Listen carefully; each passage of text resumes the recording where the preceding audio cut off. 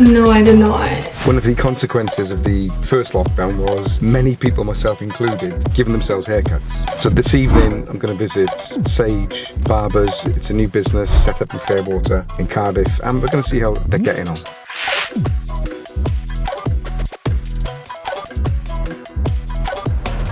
So Tom, you opened up Sage Barbers this year.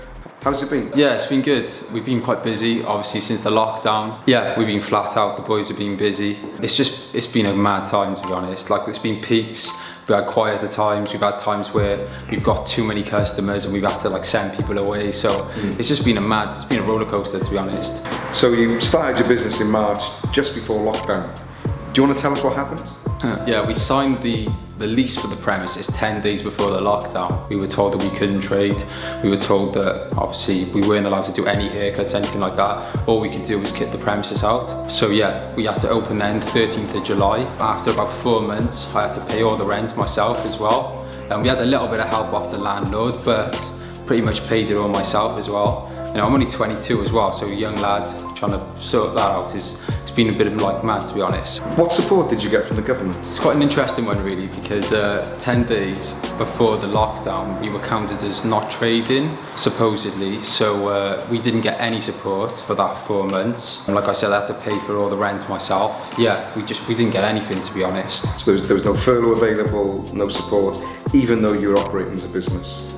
We were using it as office space as well some days, so we could sort things out, and it's like we had no clarification on what the word trading meant.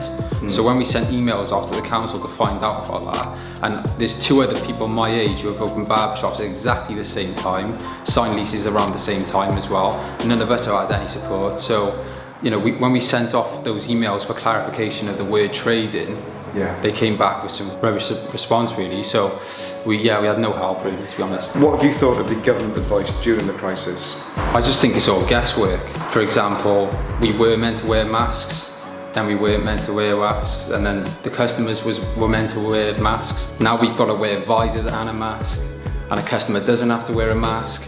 It's just confusing, to be honest. I can't even see what I'm doing when I'm working. We're wearing a visor, which, like, when I questioned them on it, they said, no, you can wear goggles now instead. But with the goggles on, your goggles steam up because the mask frees back, and it's just confusing. In terms of the third lockdown coming in, what do you think of it? I just think it's a waste of time. None of my customers really have complained about, you know, we've been bang on with our COVID procedure, even to the point where we're changing the door handle to make sure it's virucidal material. We're changing every gown for every client. We're making sure we're always sanitized. Everything's always clean and tidy. To what, like, how much further is this gonna go? Do you know what I mean? Like, now I've got to pay the boys as well during the furlough and all this sort of thing. And I'm only 22, so I'm trying to support other people, and they're moaning at me saying I got bills to pay and stuff, and it's a lot of pressure. So you know, I'm trying to support the boys as much as I possibly can, and you know, it's just a mess, to be honest. You obviously get a lot of people in here from the community. It's a community within a community, really. So what are you hearing at the moment? You know, we get a lot of people coming for a haircut like they would go to the gym just to feel better about themselves. They might have something that they want to tell you as well, get off their chest, which is, you know, helping with the suicide rates and just to help them feel better about themselves. And I don't feel like we're achieving that like we used to. Suicide rates are just going to go rocketing back up, I think, to be honest. They've already rocketed through this year. I had a friend who killed himself during lockdown, one of my longest clients. Maybe that situation could have been prevented if I'd have seen him more regularly. You never know, really. Do you know what I mean? So people, when people come in for a haircut, do they unload? Do they talk? Yeah, definitely. Yeah, it's a big part of the haircutting process. Being able to come in, have a chat, just talk about their problems, anything that's going on in the home, anything that's going on in work. They can come and just have that chat, and you know, that's definitely been taken away from a lot of people. So it's almost a kind of therapy when people come in. This, for men, this is a therapy. Getting a haircut, having a chat, just talking about the odd like problem that they got and stuff like that. So yeah, I think a lot of men are missing that, and we're just trying our best to be able to provide that. But again, I think suicide rates are going to rocket because of this situation. So if Drake could walk in and wanted a haircut, what would you say? Double price.